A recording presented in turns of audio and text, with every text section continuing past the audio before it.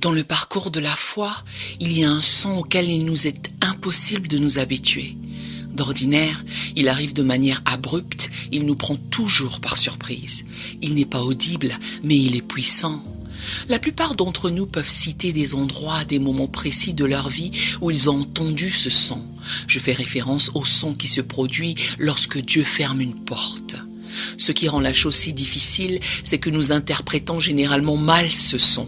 Il survient habituellement après un engagement fort dans l'obéissance, après avoir été rempli de l'esprit, après avoir traversé une saison de prière, souvent pendant des semaines, après un travail acharné, des efforts assidus, le conseil d'autres personnes. Puis, la porte se ferme en claquant. Pour rendre les choses encore plus difficiles, après sa fermeture, il y a un silence assourdissant. Le silence de Dieu. Où es-tu, Dieu? Dans ces moments-là, nous nous rappelons humblement qu'il est le potier, que nous sommes l'argile. Il est le maître, nous sommes les serviteurs.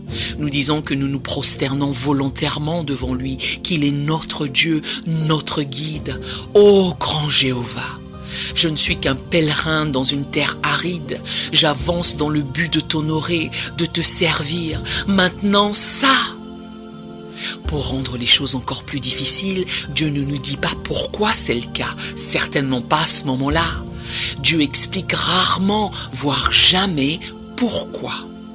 Une chose est certaine lorsque cette porte se ferme, c'est que nous ne pensons pas à ce moment-là que cela va nous conduire à quelque chose de mieux.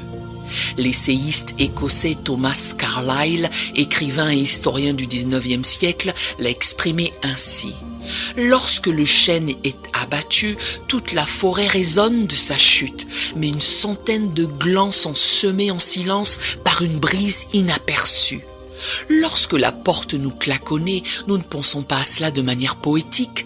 Tout ce que nous entendons est la chute de notre chêne, le bruit sourd qu'il émet lorsqu'il tombe dans la forêt, détruisant notre rêve, notre espoir, notre anticipation. Nous ne pensons pas à ce moment-là que des glands sont emportés par le vent vers un endroit où ils pousseront et porteront du fruit pour la gloire de Dieu grâce à une porte ouverte. Que faites-vous lorsque Dieu ferme la porte à quelque chose de bon que vous aviez le désir de faire pour lui? Vous aviez une idée géniale, des gens bien et pieux vous ont encouragé à aller de l'avant. Vous vous sentiez confiant en disant « si je fais cela, ce sera réellement pour la gloire de Dieu ». Pourtant, cela n'a pas marché. Pire, quelqu'un d'autre fait exactement ce que vous espériez faire et c'est un peu difficile pour vous lorsque vous voyez que Dieu les bénit d'un si grand succès. Ou disons que vous avez suivi une formation pour une carrière particulière. Or, après tout ce que vous avez investi dans cette préparation, dans cette formation, pour une raison que vous ne pouvez expliquer, la porte ne s'ouvre tout simplement pas pour vous. Vous avez demandé à Dieu d'ouvrir le chemin, cependant cela reste un mystère, car pour une raison inconnue, la porte de ce que vous pensiez être votre voie s'avère être fermée. À mesure que les années passent, il se peut que vous regardiez avec nostalgie ce qui aurait pu être. Vous aviez certaines aspirations les années précédentes qui vous tenaient à cœur. Au fil du temps, elles semblent s'éloigner. Vous vous demandez, pourquoi Dieu a-t-il fermé la porte à de bonnes choses qui étaient dans mon cœur? Vous vouliez vous marier, vous vouliez avoir des enfants, vous vouliez atteindre un certain niveau dans votre carrière, vous vouliez peut-être gagner une place dans une équipe particulière ou réussir dans un domaine particulier ou une sphère du ministère. Ce qui est difficile, c'est que Dieu a donné cette bénédiction à d'autres. Pourquoi ne vous l'a-t-il pas donnée? La question évidente est, pourquoi Dieu a-t-il dit non?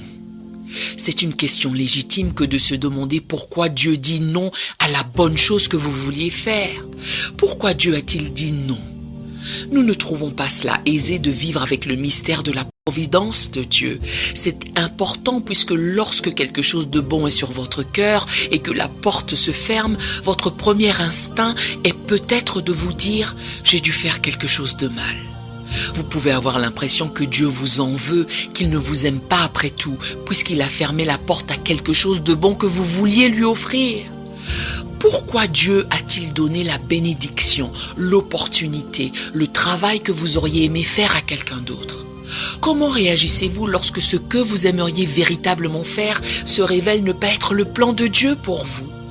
Quand Dieu dit non, quand ce qui est dans votre cœur se trouve ne pas être la porte qu'il ouvre pour vous, votre foi va être testée. Ce qui pourrait être une grande déception dans votre vie peut en fait ouvrir la voie à quelque chose de plus grand que Dieu vous appelle à faire. N'osons pas nous accrocher à l'idée que « je veux faire cela pour toi Seigneur » quand il nous dit en fait « je veux que tu me donnes autre chose ». Malgré toute la joie de ce que vous pouvez faire pour Jésus, ne laissez pas votre joie reposer sur ce que vous faites pour lui. Laissez votre joie reposer sur ce que Jésus fait pour vous. Sinon, vous serez désemparés lorsque la déception viendra, quand il fermera la porte que vous pensiez qu'il ouvrirait. Nous aimons les portes ouvertes, mais nous n'aimons pas les portes fermées. Que faisons-nous des portes fermées ? Nous devons faire confiance à Dieu pour elles. Que faisons-nous quand nous expérimentons une porte fermée? Quand il y a une rupture, quand vous pensiez que votre avenir allait être ceci et que ça ne s'est pas passé comme cela, que faisons-nous? On lui fait confiance. On continue à marcher dans la foi en disant « Seigneur, ce n'est pas ce que je voulais, ce n'est pas comme ça que je l'avais prévu, ce n'est pas ce que je pensais être. Néanmoins, je vais te faire confiance pour cela. » Voici ce que nous devons comprendre. Vous et moi, nous ne connaissons pas la raison, nous ne savons pas ce qui vient après. En revanche, Dieu le sait. Si nous lui faisons confiance pour être notre berger, il nous guidera, même lorsque les choses ne vont pas vraiment bien pour nous. Lorsque quelqu'un vous ferme une porte au nez, tout ce dont vous devez vous souvenir, c'est que Dieu leur permet de le faire. Tout ce qu'il veut que vous fassiez, c'est avancer dans le couloir jusqu'à la porte suivante.